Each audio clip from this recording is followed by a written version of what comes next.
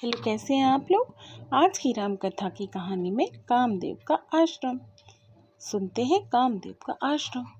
दूसरे दिन वह ब्रह्म मुहूर्त में निद्रा त्याग कर मुनि विश्वामित्र तृण सैयाओं पर विश्राम करते हुए राम और लक्ष्मण के पास जाकर बोले, हे राम और लक्ष्मण, जागो, रात्रि समाप्त हो गई।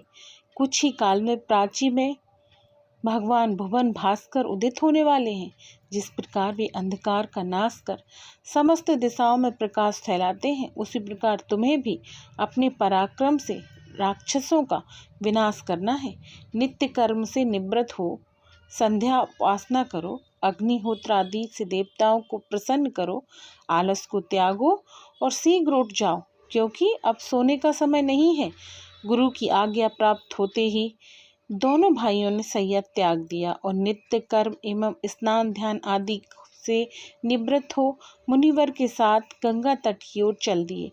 वे गंगा और सरयू के संगम पर, जहाँ ऋषि मुनियों तथा तपस्वियों के शांत व सुंदर आश्रम बने हुए पर पहुंचे। एक अत्यधिक सुंदर आश्रम को देखकर रामचंद्र ने गुरु विश्वामित्र से पूछा, हे गुरुवर, यह परम रमणीक आश्रम किन महर्षि का निवास स्थान है। राम के प्रश्न के उत्तर में ऋषि विश्वामित्र ने बताया, हे राम, यह एक विशेष आश्रम है। पूर्व काल में कैलाशपति महादेव ने यहाँ घोर तपस्या की थी। संपूर्ण विश्व उनकी तपस्या को देखकर विचलित हो उठा। उनकी तपस्या से देवराज इंद्र भयभीत हो गए और उन्होंने शंकर जी के तप को भंग करने का निश्चय किया। इस कार्य के लिए उन्होंने कामदेव को नियुक्त कर दिया। भगवान शिव पर कामदेव ने एक के बाद एक कई बाण छोड़े, जिससे उनकी तपस्या में बाधा पड़ी। क्रुद्ध होकर महादेव ने अपना तीसरा नेत्र खोल दिया। उस तीसरे नेत्र की तेजोमयी ज्वाला से जलकर कामदेव भस्म हो गए। देवताओं होने के कारण कामदेव की मृत्यु नहीं हुई, केवल शरीर ही नष्ट हुआ। इस प्रकार अंग नष्ट हो जाने के कारण उनका नाम अनंग भी हो गया और इस स्थान पर का नाम अंग देश पड़ गया।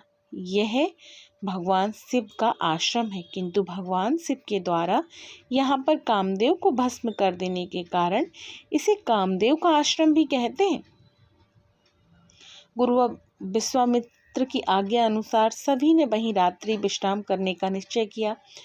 राम और लक्ष्मण दोनों भाइयों ने वन के कंदमूल फल लाकर मुनिवर को समर्पित किए और गुरु के साथ दोनों भाइयों ने प्रसाद ग्रहण किया। तत्पश्चात स्नान, संध्या, उपासना आदि से निवृत्त होकर राम और लक्ष्मण गुरु विश्वामित्र से अनेक प्रकार की कथाएं तथा धार्मिक प्रवचन सुनते रहे। अंत में गुरु की यथोचित सेवा करने के पश्चात आज्ञा पाकर वे परम पवित्र गायत्री मंत्र का जाप करते हुए तृणशैया पर जा विश्राम करने लगे।